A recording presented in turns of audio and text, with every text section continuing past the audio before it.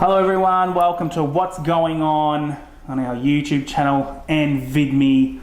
And remember to subscribe and follow us on VidMe as well. I've got Lexi here with me today. Welcome, Lexi. Thank you. How's it going? I'm doing extremely well, and I'm really looking forward to talking about this next topic, which is going to be about, can money be made in the independent film industry?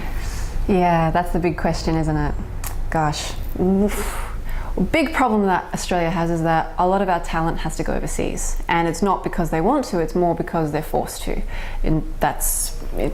We're not really supporting our own when it comes to funding, and it's difficult to find it. I've come across a lot of filmmakers, independent filmmakers, that when they try to even get government funding, the government suddenly wants to have a lot of say, and the whole project suddenly becomes hijacked. So funding is available, but it often comes with strings attached. So the artistic integrity of what the filmmakers are trying to do suddenly gets taken away. So it's about not giving that up, still having your own vision and still being able to get that out there, but with money, with funding. So do you think it's more a little bit about the freedom of speech maybe, or do you think there's more to it?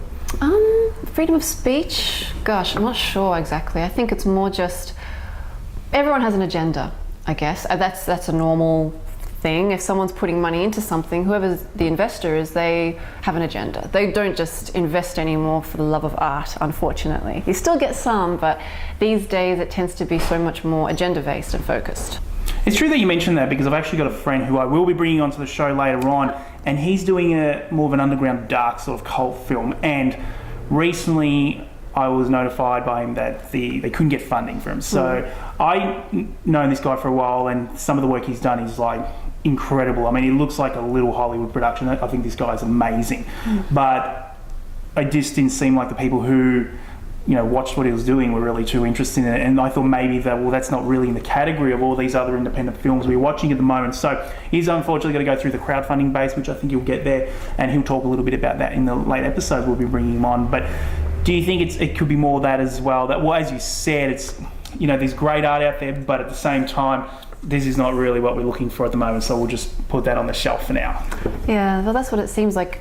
I think also when you look at what's out at the moment, a lot of it tends to be the same. So people out there have got these amazing original ideas that need investors in them. Investors are reluctant because they like to stick to what is tried and tested, and it becomes quite boring, especially when art is supposed to always be pushing boundaries and supposed to be about just being different, just doing different things. Exactly right. And I remember going to a film festival last year in November, and I watched, it was a lot to take in. It was probably about a good maybe 10, 11 hours of it, because I was doing interviews that night, and I came across these independent films. Everyone who did the show, like, you really had to look into it and say, what is this film about? And they all had a relevant story behind that. I think sometimes when you kind of don't have that sort of funds, you kind of got to think more outside of the box, be that more, you know, independent, I guess we can say. There's a lot more talking going on, there's a lot more dedication into the storyline. I think, do you feel like maybe when we get to like a, you know, higher production like a Hollywood, all that is sort of lost later on?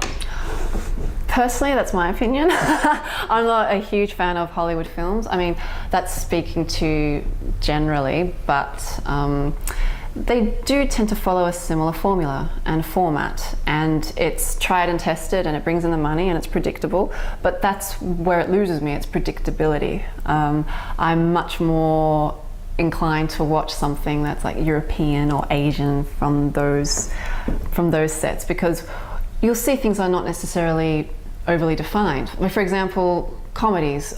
A European comedy isn't slapstick from start to finish. There's actually a storyline. There's human elements in it. There's a lot of dynamics, so it still goes up and down a bit. It's not just, it's comedy, but in a very human way, if you know what I mean. Exactly. I mean, I know exactly where you're coming from, you know, obviously. So what can be done in terms of making some money at independent films?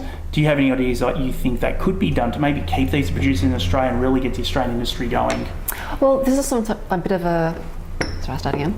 Yeah. This can be sort of a catch-22 situation. I know of, well, both of us, between us, we know quite a few people that will be coming onto the show to discuss these issues and talk about their experiences, but just lightly touching on one of them. When he first started, he was producing small shows for like National Geographic and such channels, but you need funding to create that. So he had to invest his own money into first creating these shows before he could sell them, before he could get that money back plus profit. And it was a huge risk. When he tried it again another time, it didn't work out. So you need funding to be able to create what you need to create, but often production companies want to first see what you can do. It's that sort of a balance. I think my only criticism in the independent film industry, and I've seen it a little bit actually on YouTube, is that I know they want to get these independent films out there, and that's great, but I noticed, you can probably even see now, a heap of short films on YouTube. Why not maybe let's take this to another site where you at least have to pay $1 to watch it? I think it'd be something like that. We should all have a site, and where, well, if you don't want to watch it for $1, then hey, you don't watch it for $1, but I want someone else to be there who's going to say, hey, I'm willing to watch this to pay that at least $1. I mean, you get the 50, 100 people, still not a lot, but hey, at least it's going to get you somewhere. I think when you're just clicking on something, you watch 2 minutes of it and think, well, I don't want to watch this anymore. So it's kind of like, you sort of got to look into the producers, like how much work and time and money they put into that. I'll be totally honest, because I've done that, where I've watched something and just sort of, it's not really for me, so I've logged out. But I think at least the DC, they probably should get at least a couple of bucks out of that. I'd probably, if there's a site, I'm more than happy to to pay those couple of bucks to do that.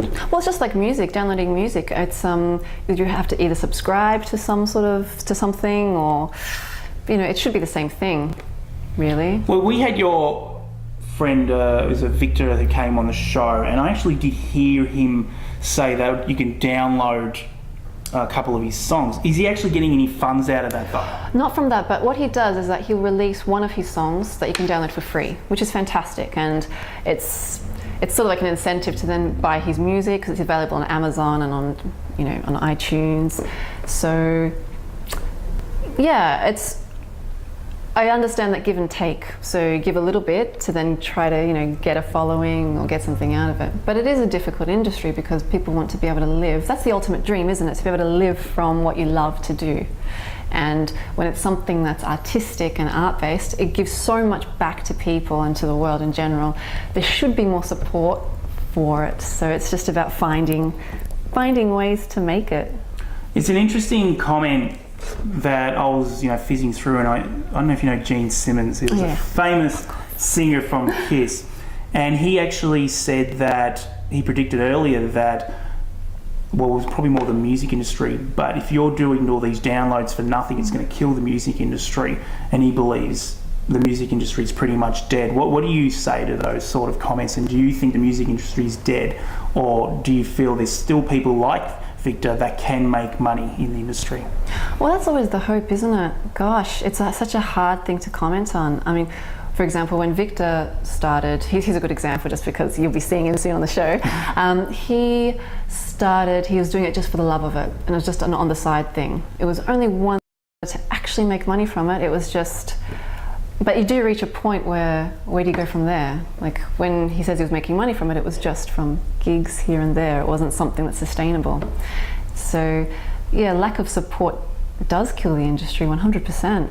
I think so. Also, I was watching another TV show, and it was about a gentleman who said he was making a lot of his sales out of DVDs, and a lot of the DVDs are gone now. So once again, it sort of asks the question, do we then just have a side where all independent producers, musicians and everyone are there, where if you wanted to listen to a song or do a short film or all these sort of things, then you pay a small little fee? Do you think maybe even without the DVDs now, that's probably killed off? They usually could probably sell them, I don't know, $5, $10 each, and now that's gone as well. So I'm kind of thinking, well, what do we have left, or how can we make some money? Like, is this maybe an option to do this website and everything? So, well, with the way everything's going on internet and social media as well, it's interesting. Like, China's a really good example. I mean, Chinese people, they don't watch TV. They've been watching TV and movies from their laptops since years ago. They're much more ahead of us in that regard.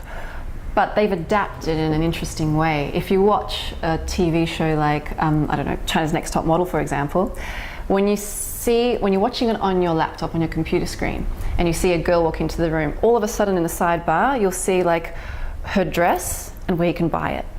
and her shoes where you can buy it, and an object in the room and where you can buy it. So you can automatically click and add it to your shopping bag. So they've turned it into a sort of, I guess, consumer-based way, I guess, of making money. And of course, I'm sure that would somehow translate into the talent and into the production and everything else, whether they're getting a percentage of, or they're charging for the advertising. But it's interesting. It's an interesting concept. I think it is, and I think, once again, I don't believe the independent film industry in Australia is dead.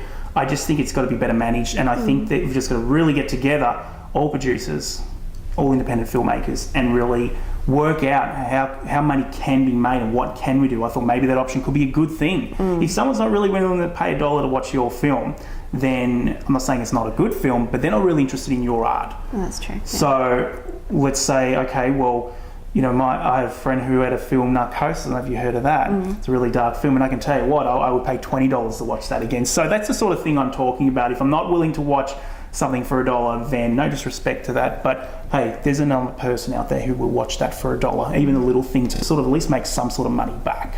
That's true. But another thing, we've got to also look at our TV culture. We have far too much reality TV, so money isn't going to talent. We've got so much talent in Australia, so much, and I mean not just in front of the camera, but behind it and just across the board. A lot of them aren't getting any airtime because it's just the majority. Well, it seems to me whenever I turn the TV on, it's just reality, and it's an advertising exercise. That's what it feels like. I constantly feel like I'm being peddled something when I'm watching these reality shows. I don't know, that's just me. But I remember when I was young, I don't know how old you are, but I remember growing up watching like Full Frontal and Fast Forward. Yeah, I remember all those. Really funny skit shows like that, and you know, like, come on, we've got so many awesome comedians. I'd love to see more of that. Definitely will. Listen, what, Lexi, we're gonna come have a short break, and then we're gonna come back and talk a little bit more what we've just been talking about. Don't go away. Lexi, you talked about the reality TV, mainstream television. Tell us a little bit more about it. What are your thoughts about it? Oh dear, a reality TV, where to begin? Gosh, I think everyone agrees that it's just, well, it's not artistic anymore, is it? It's just like, it's thrown in your face. It's just cheap consumerism almost. I think it is. I think it's sort of like, you know, when we first saw it, I think it might have been Big Brother, you know, came out. I thought, okay. And Survivor. And I thought it was really great at the time, because it's like, you know, really just everyday people coming on the show. But now it looks like it's all consumed by people just coming on the show, and it's like, you know, let's just see real great shows and talented people who have, you know, people like yourself even, that have just worked so hard for all these years. And sometimes it sort of does, it annoys me a little bit that, you know, they're sort of being pushed to the side because someone, you know, who lives wherever can do a little bit of a cooking show and then comes on and, you know, I mean, how much can we take of reality TV, and do you think it's here to stay, or do you think, you know, over time, it looks like some of the TV ratings are not too great. So, oh really? Is there a time for a change? Well, that sounds promising. That's good. Well, I know there's one major TV that had a big loss of like over 230 mil. So they need to look at the deep-rooted cause and why that was. And I'm pretty sure some of it was quality TV, reality TV. So we need to go back to the drawing board. Gosh, I don't know. Honestly, I feel like reality TV is here to stay, just because there's so much money to be made from it, and that's what it is about. It's about the bottom line for a lot of these production companies.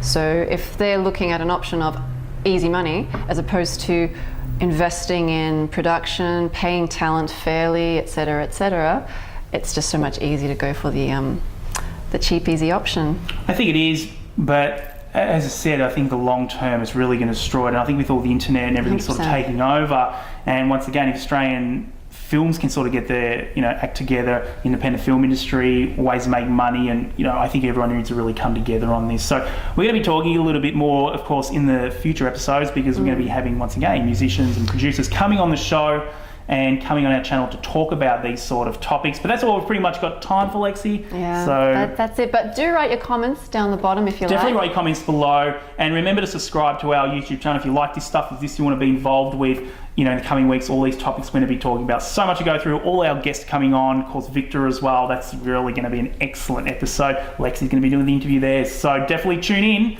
every, Wednesday and Friday night at this stage. Well, till then, take care of yourselves, and remember, vid me as well. And we'll talk to you all soon.